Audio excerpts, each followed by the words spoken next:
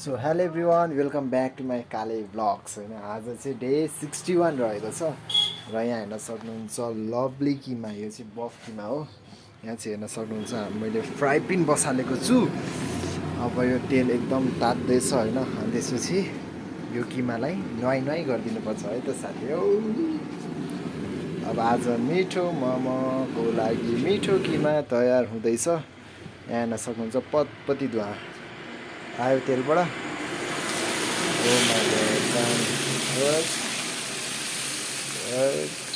ल समुद्रै बन्यो है त।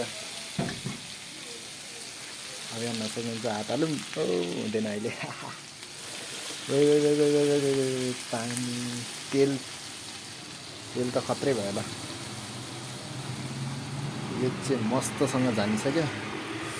पोले पोले पोले अब चाहिँ यहाँ बिस्तारै बिस्तारै बिस्तारै मिक्स गर्दै जाने त बिस्तारै बिस्तारै बिस्तारै बिस्तारै बिस्तारै अथवा सिधै अट्याक है त। अब हेर्न सक्नुहुन्छ यसरी चाहिँ होइन मेरो यो बफ किमा रेडी हुन्छ है त टक्क लाएर। अनि लास्टमा चाहिँ अनि धनियाँले डेकोरेट गरिदिने अनि चट्ट बनाउने।